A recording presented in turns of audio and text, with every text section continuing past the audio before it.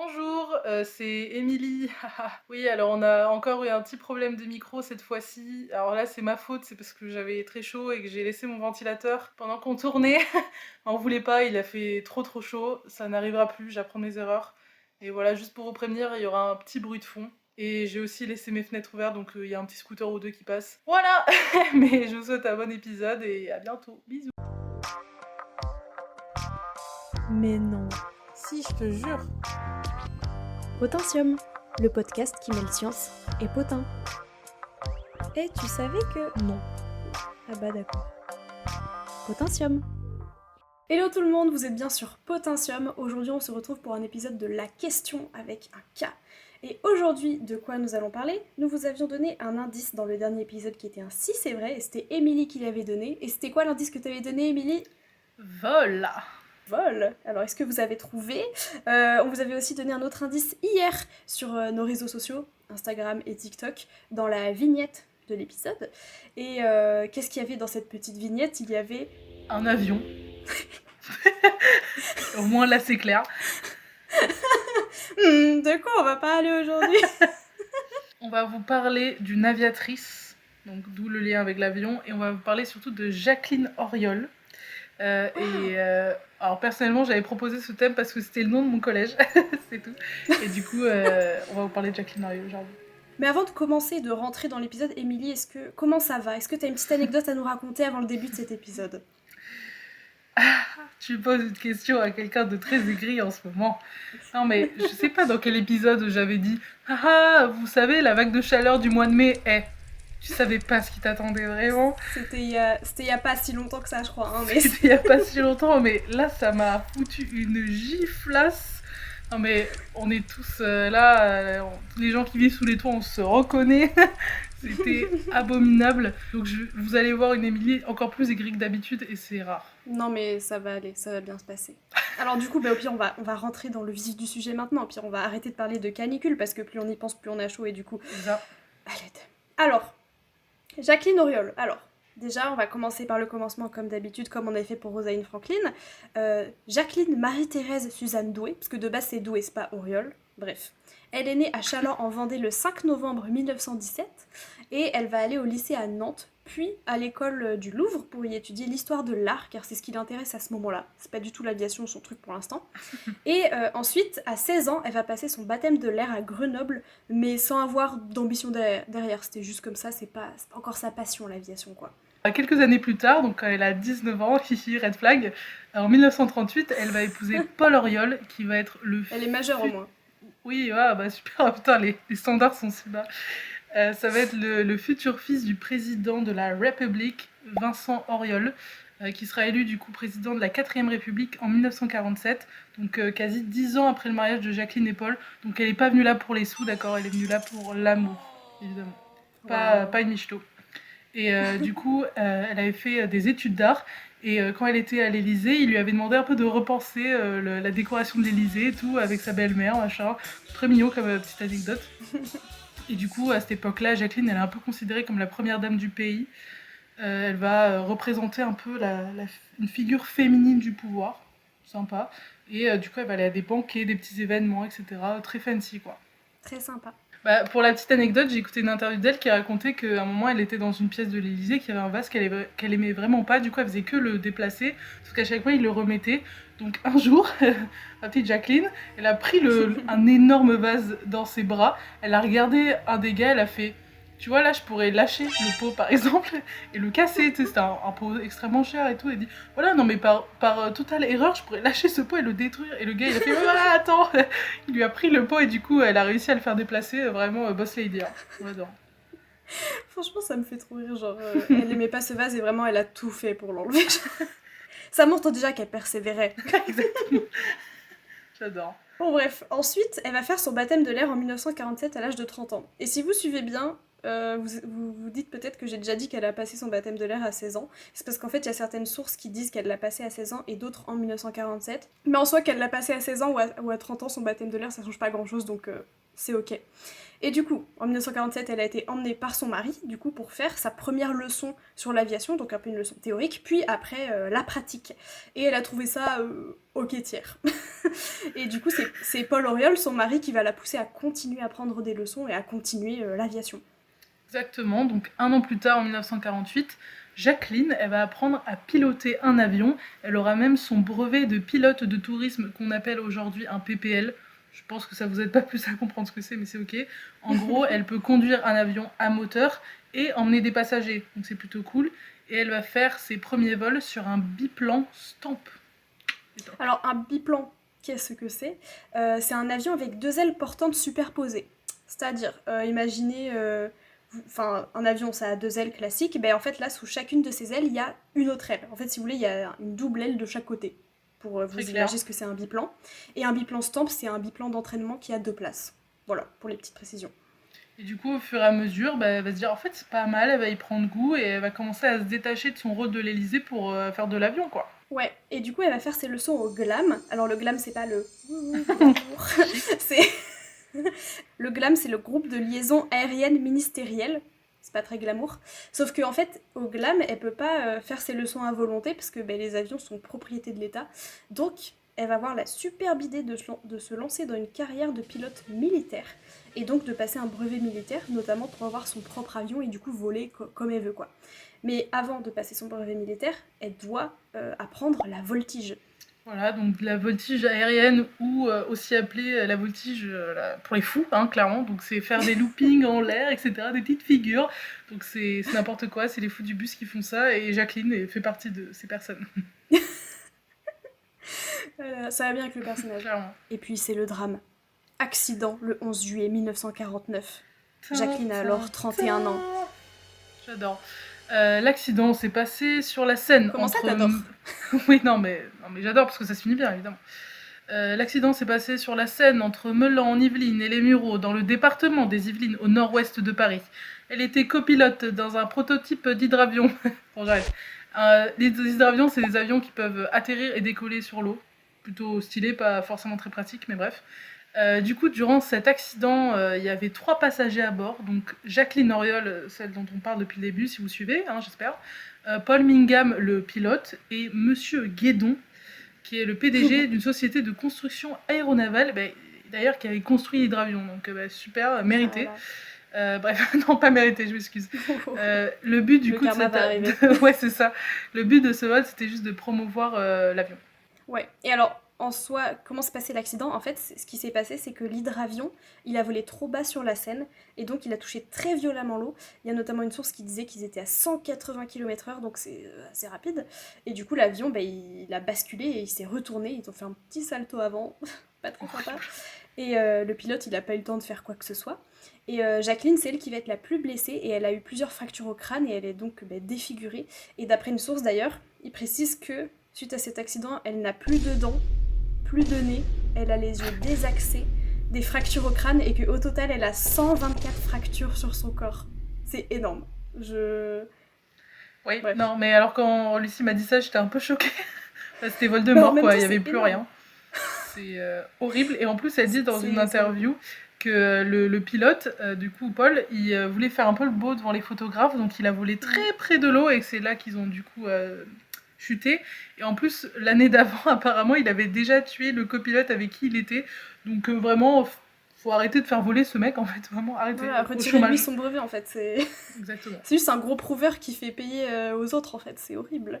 Mais bon. Jacqueline Auriol, on a dit elle était très déterminée, parce qu'en fait ça va pas la décourager là, ces 124 fractures. Elle va se remettre de cet accident pendant 2 ans, où elle aura plein d'opérations justement pour reconstruire son visage notamment, et même son corps. Et après ces 2 ans, elle va recommencer à piloter, et elle va notamment passer ses brevets militaires, ses brevets de vol à voile et d'hélicoptère. Vraiment, elle enrichit ses compétences là, elle est en mode... voilà. Et elle va aussi se familiariser avec les avions à réaction. On va vous expliquer ce que c'est les avions à réaction, pas de soucis. Donc ces avions, ils ont des moteurs à réaction. En gros, c'est des moteurs... voilà, c'est tout, hein. Je pense que vous avez compris. Non, mais en gros, ces moteurs, ils sont destinés à la propulsion d'un véhicule. En gros, ils vont projeter un fluide, donc un gaz ou un liquide, dans une certaine direction, et du coup, par réaction, ça va pousser le véhicule ou l'objet dans la direction opposée, vous voyez, genre, comme si vous tirez avec un pistolet à eau, l'eau elle va dans un sens et votre pistolet il va dans un autre. Ah, j'allais dire, moi, en comparaison, tu sais, quand je sais pas, tu secoues une bouteille gazeuse de coca, tu la mets à l'envers, tu l'ouvres et elle saute, tu vois. C'est un bien meilleur exemple, parce que pistolet il part pas quoi, mais c'est le premier qui m'est venu en tête. Ces moteurs à réaction ils sont apparus avant la Première Guerre mondiale et ça a vraiment devenu opérationnel après la Deuxième Guerre mondiale. Et du coup bah, c'était d'abord militaire et après c'est devenu civil petit à petit. Oui, parce que d'ailleurs là on est dans les années 50, et dans les années 50 il y a un contexte de reconstruction après la Seconde Guerre mondiale, où la France d'ailleurs va réussir à se reconstruire, et même à s'imposer dans le domaine aéronautique, donc plutôt pas mal, et on va du coup avoir l'émergence de métiers qui sont des pilotes d'essai, et en fait les pilotes d'essai c'est eux qui vont tester les prototypes d'avions. Donc comme ils testent les prototypes d'avions, ils ont une espérance de vie très courte, puisque les avions ne sont pas forcément tous opérationnels. Et donc ils sont très respectés les pilotes d'essai. Et justement Jacqueline elle veut intégrer ce monde et en fait ça va devenir la première femme dans ce milieu. Et d'ailleurs dans l'interview toujours la même, elle parle d'à quel point quand on est pilote d'essai on vit vraiment quotidiennement avec la mort en fait et ils sont très calmes et ils ont pas du tout peur et c'est leur quotidien et du coup elle racontait qu'en fait souvent elle enterrait beaucoup de gens qu'elle connaissait et que de sa promo c'était la dernière vivante, enfin du coup plus maintenant. RIP. Et bref, c'est horrible. Et du coup, dans cette interview, elle raconte qu'elle a regardé un accident en live quoi, avec un pilote d'essai et qu'il savait qu'il allait mourir. Et à la radio, il était très calme et il l'a totalement accepté. Et c'est fou, quoi, ces gens. Ouais. Bref, Après je pense que quand tu respect. fais ce métier tu connais les risques et du coup je pense que t'es très en paix avec ça je pense. Ouais, mais... Enfin, j'espère, sinon je pense que tu fais pas pilote d'essai tu vois, mais c'est quand même hyper... Ouais, mais clairement, mais c'est tellement loin de ma perception de la chose que ça me Ouais. paraissait impressionnant.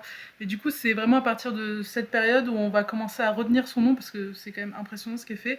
Et c'est un peu la raison pour laquelle on vous parle aujourd'hui. Oui, parce que c'est la première pilote d'essai.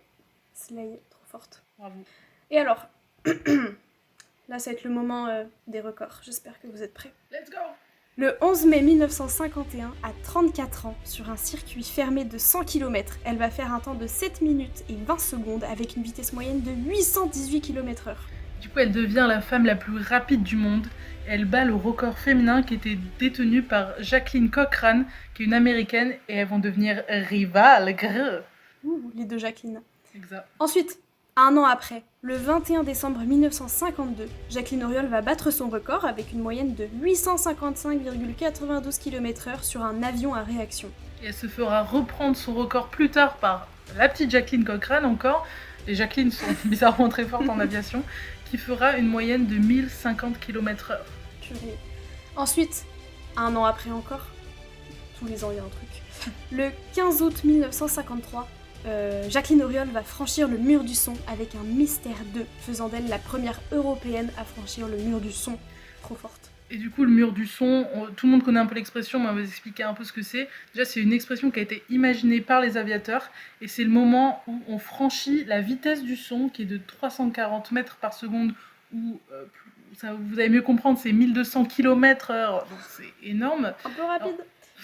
Et quand on atteint en fait la vitesse du son, l'air il va être tellement comprimé qu'il va produire une onde de choc et un énorme bang supersonique. Mais vous en avez peut-être déjà entendu passer, vous entendez un bang bang. Ouais, super, merci en tout cas. Du coup, on va d'abord le voir passer et après on va l'entendre comme, vous savez, un orage où on voit l'éclair et après on entend le... Surtout avec les orages qu'il y a eu cette semaine. Bref, pardon, j'arrête, vous avez entendu. Ce phénomène, on l'appelle aussi Mach 1. Donc ça veut dire qu'on va x1 la vitesse du son. Parce qu'il y a aussi Mach 2, Mach 3, on peut aller 3 fois la vitesse du son. C'est pas mal. Pour revenir sur... Mach qui s'écrit M-A-C-H d'ailleurs, je précise. C'est vrai. Parce que moi je l'aurais prononcé Mach. Mach 1, Mach, tu vois. C'est beaucoup moins stylé. Et l'avion dans lequel elle a fait ce record, le Mystère 2, c'est un avion de chasse de Dassault.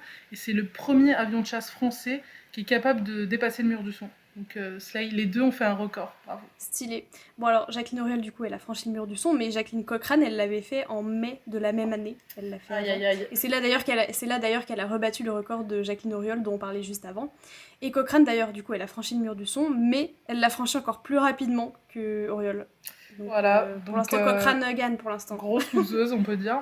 Mais non. je rigole, on l'adore. Donc en 1954, Auriol elle va intégrer le centre d'essai en vol de Brétigny-sur-Orge, globalement au sud de Paris, et elle va commencer vraiment à se professionnaliser, à faire des compétitions professionnelles, notamment contre sa rivale Cochrane. Et oui, et d'ailleurs, du coup, Cochrane, Jacqueline Cochrane, l'américaine, d'ailleurs, elle est la vice-présidente de la Fédération Aéronautique Internationale, GGAL, et en gros, elle va tout faire pour garder son titre de femme la plus rapide du monde, et donc elle va essayer d'abolir les records féminins dans l'aviation. En réalité, c'est surtout pour qu'il n'y ait plus de distinction entre les records masculins et féminins, pour qu'en fait, ce soit égalité entre les hommes et les femmes dans l'aviation, donc en soi plutôt cool. Mais en soi, si jamais elle arrive à faire passer cette mesure, comme c'est elle qui détient le dernier record féminin, bah en soi ce serait la dernière à avoir ce record, et du coup, sympa aussi en soi. Pas bête Cochrane. Sauf que Auriol, la Jacqueline française, elle va battre le record de Cochrane, qu'il avait battu avant déjà. Vous suivez ici? Compliqué. Bref, Auriol va battre le record de Cochrane, du coup, Cochrane, elle a plus le record, et du coup, elle va pas faire passer la mesure. Moi, j'adore, je suis cette Jacqueline, hein, vraiment, le concours d'ego, c'est hilarant. Elle est en mode, bon bah non. Du coup, non. Parce qu'en gros, Cochrane, elle avait le record à 1050 km/h, et là, du coup, Auriol, elle l'a battu avec 1151 km/h le 31 mai 1955. Donc, toujours un an après, là, ce que tu disais, en fait, un an après qu'elle a commencé à faire des compétitions pro. Ouais. Et Cochrane va ensuite rebattre ce record, là, cette fois 6 ans après, avec 1262 km/h.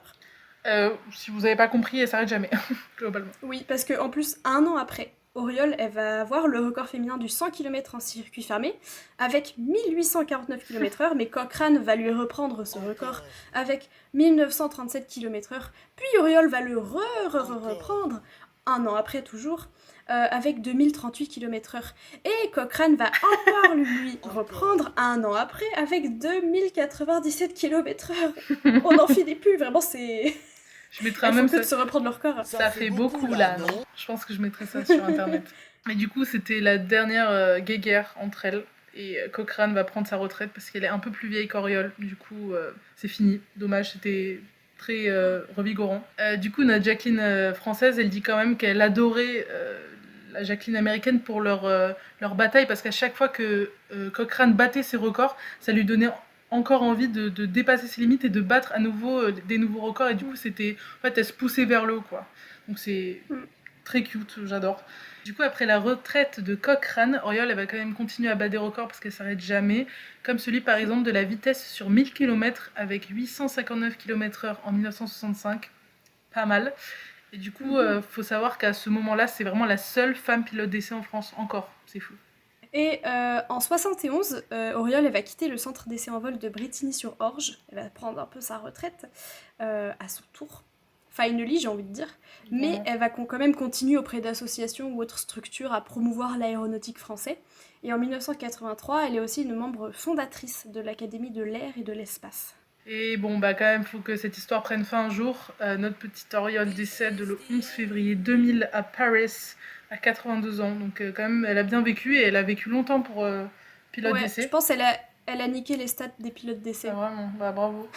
Et on n'a pas vraiment trouvé la source de pourquoi elle est morte, donc ça doit être sûrement d'une cause naturelle, ou quand t'as 82 ans de toute façon. Et du coup, elle est pas morte d'un accident d'avion. GG vraiment, parce que c'était quand même risqué. Alors qu'elle a failli en plus une fois, mais vraiment. C'est ok, elle a survécu, trop forte. Elle a reçu énormément de récompenses et de distinctions.